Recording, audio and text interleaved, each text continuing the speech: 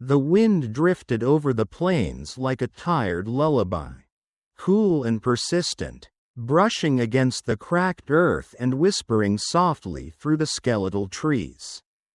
In that lonely, sun-bleached land, Elias Granger rode slow and quiet, not because he was in a hurry, but because love had taught him not to be. His horse, Cinder, a dun-colored mare with a gentle gait, moved with the rhythm of someone who knew the land by memory. Elias didn't rush her, he never did. There was no destination that mattered more than the journey, not anymore. Love had taught him that, too. 7 days had passed since Elias last spoke to another soul. Not from bitterness, not from fear, but from a silence he wore like a second skin, an armor shaped by grief. Wrapped in the tender remnants of love that refused to fade. His home was a shack more memory than shelter. A crooked spine of salvaged wood and stone nestled beside Greer's Creek. It leaned tiredly beneath cottonwoods, their leaves whispering stories of a time before everything changed. The rocking chair on the porch still creaked when the wind pushed it.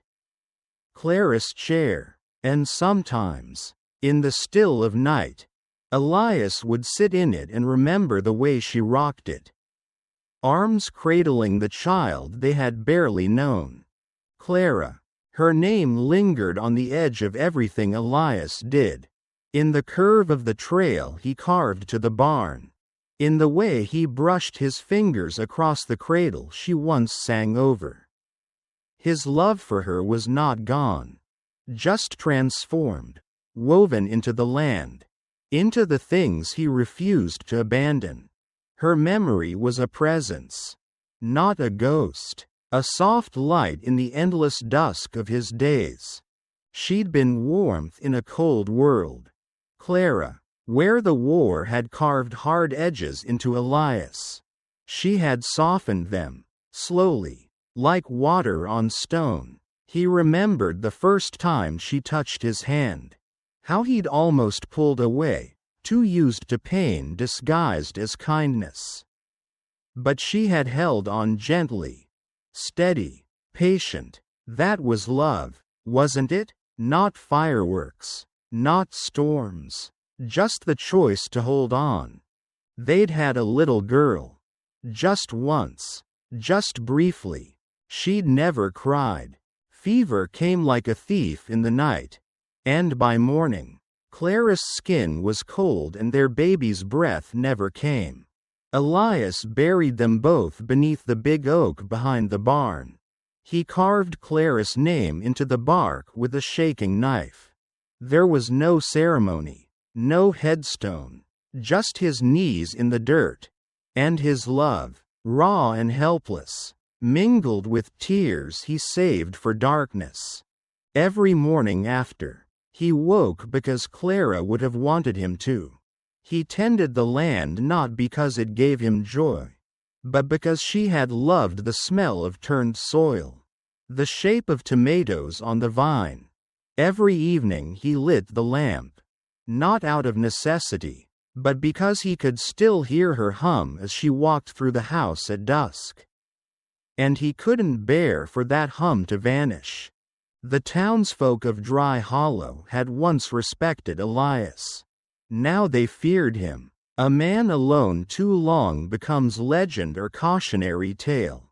They whispered that the war had shattered him, that Clara's death had driven him into madness. They said he talked to the ghosts.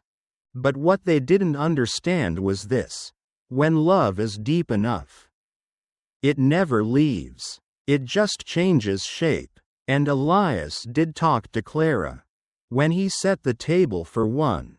When he repaired the roof she always worried over. When he folded the baby's old blanket and laid it gently beside the cradle. Love doesn't disappear. It settles in. Quiet, steady, waiting. Some nights he sat by the fire and dreamt of her. Not as a spirit, but as a memory warm enough to melt the ache in his chest. He'd see her in white, spinning barefoot on the porch, laughter rising like song. Sometimes, the baby would be in her arms, eyes bright, hair dark, reaching. He never touched them in those dreams, just watched, because even in his deepest love, he knew they belonged to the past, and he was the keeper of that love in the present. The land was hard, and Elias's face bore its story. Sun-hardened, lined with years, beard gone to gray, but his eyes, once green like spring creek grass, held love still. Dull to strangers, yes, but sharp when they caught the light, like the flicker of something still alive. That morning, as the wind stirred dust and whispers, Elias didn't ride toward Dry Hollow or away. He just rode. Love had no map, no schedule, only a compass that always pointed back to where his heart had once rested, in Clara, in the child they never named. Love lived in that silence, in the slow walk to the creek, in the feel of Cinder's breath, warm and steady against his palm. It lived in the creak of that old rocking chair, the way it moved all on its own when the wind came right. And Elias, though broken in ways that didn't mend, carried that love with reverence, not as a burden, as a vow. Blank. Underscore. Blank. The wind carried sorrow across the plains that day. A soft, hollow sound that whispered of grief and silence. Elias Granger rode slow, Cinder's hooves tapping out a patient rhythm on cracked earth. The rhythm of a man in no rush because he had nowhere to go. And nothing left to lose. Yet even in that emptiness, love, unseen and unspoken, stirred. Waiting. The sun was rising behind gray clouds when Elias saw it. A dark shape in the shallow valley near the edge of his property, swinging gently beneath a tree. From a distance, it looked like death, and for a man who had known death intimately, he nearly passed it by. But love, quiet and steady, wouldn't let him. Cinder stopped on her own, ears flicking, body tense. Elias felt it in his chest, a tightening like a rope pulling him forward. He dismounted, rifle slung across his shoulder, boots crunching dry soil as he approached. And then he saw her. A girl, hanging by her wrists, bound with rough rope. A child, her head bowed, dark hair hiding her face. Her small frame was limp, clothes torn, blood dried across her skin. And around her neck, a sign soaked in red, "White man. Don't forgive." Elias didn't breathe. The wind stopped. For a long moment, he just stood there, heart hammering in a chest that had not known urgency in years. Apache. Even before the war, he'd seen the hatred, settlers and tribes blaming one another. The truth buried beneath blood and dust. But this wasn't justice. This was cruelty. This was someone's child strung up like an example. And it cut Elias deeper than he expected. Because love does that. It sees suffering and refuses to look away. He moved closer. Her chest stirred, barely. A rise. A fall. Still alive. Elias looked around. No footprints. No riders. Whoever had done this was gone. The easy choice would have been to ride away. Let the land claim her. Let silence speak for him again.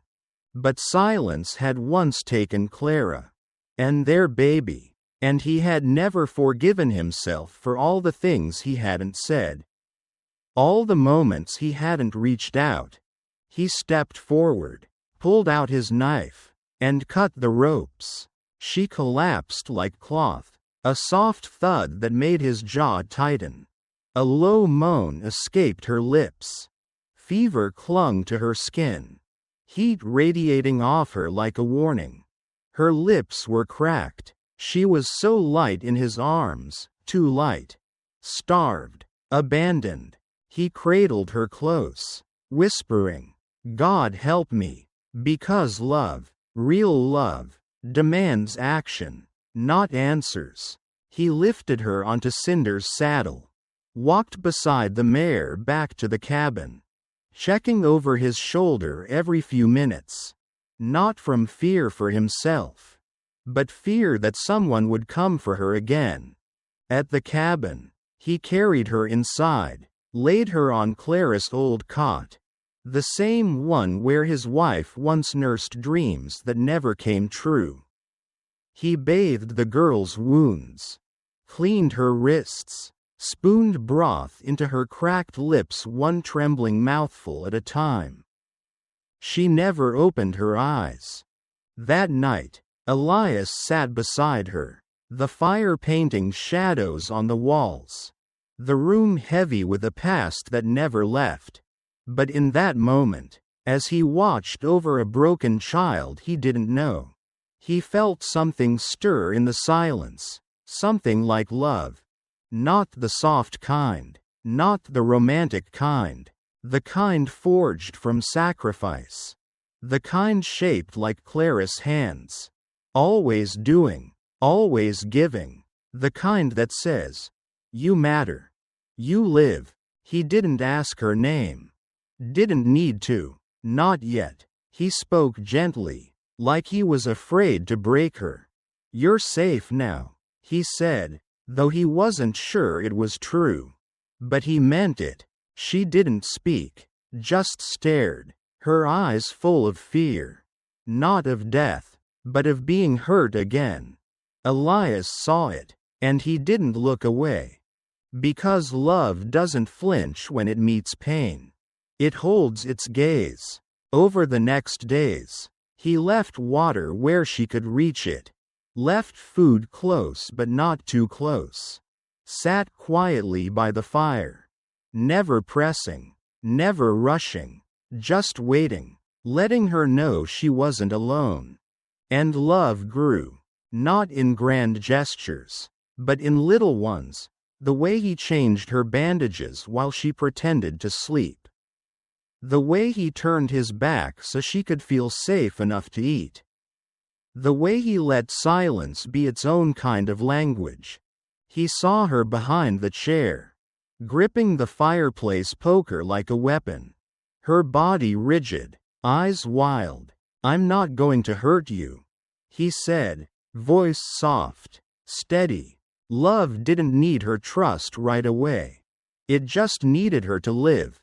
Each day, a little closer. Each night, a little less afraid. She sipped water. She sat by the fire. She looked out the window at the world that had almost taken her. And finally, she spoke. "Nayland." It was barely a whisper, but it struck Elias like thunder. He didn't smile. He didn't cry. He just nodded. That's a strong name. And he meant it. In the days that followed, the name echoed in the cabin like a promise. Nayland. She had a name. She had a place. She had someone who would not ride away. And though love could not undo what had been done to her, it could be there now. In the warmth of firelight. In the offering of food. In the space made sacred by choosing not to walk past. Because love doesn't always look like roses or rings. Sometimes, it looks like a man kneeling in the dust, cutting down a child from a tree, carrying her home, feeding her spoon by spoon, speaking softly to a girl who didn't yet know what safety sounded like. But one day, she would, because Elias Granger had loved once. and lost everything. And yet, somehow, when he saw Nayland hanging in the valley, something inside him remembered what Clara once told him. Real love doesn't end, it just waits for the next place to begin. And maybe, just maybe, it had begun again. Blank. Blank. The days unfolded like petals. Slow and fragile, each moment a quiet test between Elias and Nayland. There were no grand declarations, no sudden shifts, only the gentle, patient language of care, and in that quiet space, love began to grow, not soft and romantic, but fierce and rooted in survival. Like two trees leaning into each other against the wind. Nayland didn't speak again after sharing her name. She moved like a shadow. Always watching, always ready to run. Elias never tried to close the distance. He understood fear. He understood how wounds needed room to breathe. And love, he knew now, was not something you pressed into someone's hands. It was something you offered and let them decide to reach for. Each morning, he placed food where she could see it. Never too close. A slice of bread, a bowl of broth, a few pieces of dried fruit. She took it only after he turned away. After enough silence passed to let her decide it was safe. He saw her watching him when she thought he wasn't looking. Saw her eyes follow the way he moved around the cabin. Every step he took, every drawer he opened, every moment he turned his back, it was all a kind of choreography. A dance between broken souls. She never smiled, never softened, but she stayed. And that, Elias knew, was its own kind of love. A hesitant kind, a bruised kind. One morning, while fixing the fence, Elias heard the softest creak from inside. When he stepped in, the cot was empty. A flare of panic rose, then he saw her, crouched behind the rocking chair, holding the fireplace poker like a blade. He froze, slowly raised his hands. "I ain't gonna hurt you," he said, voice low and steady. She didn't move, didn't blink. He took a step aside, giving her space, leaving the room open between them.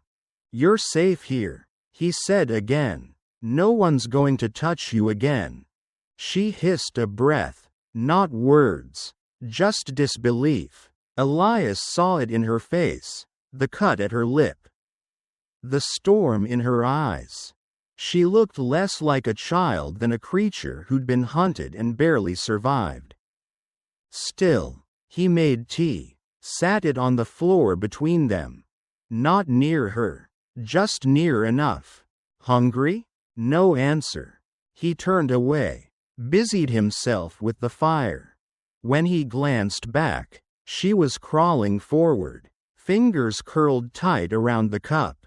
She sipped once, twice, then backed away, vanishing behind the chair again.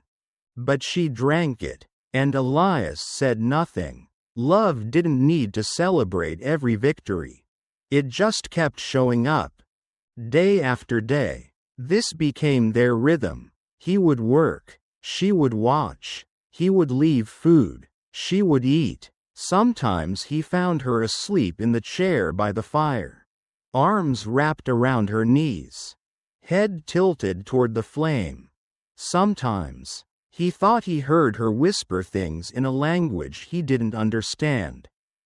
He didn't ask, he just listened. On the 5th day, he found her at the window, curtain drawn just an inch, staring out. Her face looked older somehow, worn, as if she'd aged years in just days. He didn't speak, just stood by the fire, letting the warmth speak for him. After a while, he pulled a chair across the room and sat with a quiet grunt. I had a daughter once. He said. She didn't turn. Fever took her. Before she got a chance to see much of this world. He saw her glance back. Just once. Then. A whisper. Barely there. Naylan. He sat straighter. That's a strong name. She looked away. After that, something softened. Just slightly. Meals began to happen at the table. Not always. Not completely. But enough. He brought out an old cloth doll, Clarice. Worn and stitched. The mouth nearly faded from years of love. He placed it gently in front of Naylan and stepped back. She stared at it. Her face was stone. But her fingers reached out. 2 fingers. Tentative. Brushing the fabric like it might vanish if touched too hard. Her shoulders trembled. She didn't cry. But she held it. That night, Elias sat by the fire longer than usual. Watching her sleep, she clutched the doll to her chest. And in her stillness, something like peace found the room. He realized, in that moment, that love was not always loud. It was not shouting across mountains or charging into storms. Sometimes it was quiet, a presence, a steadiness, a man making tea for a girl who wouldn't look him in the eye. A child clutching a doll, still afraid but no longer running. Love, in their broken cabin, was a chair placed just far enough to not feel threatening. A meal left on the table without demands. A fire kept lit, not because it was cold, but because someone else might need the warmth. Elias didn't speak much, but he spoke in gestures. And slowly, Naylan began to answer in her own way. One evening, he found her folding one of Clarice's old quilts. Not perfect, not clean, but she handled it carefully, with respect, as if understanding the weight of what had been lost. He didn't ask why, didn't praise her. He just said, "Thank you." And she nodded. Just once. That was love, too.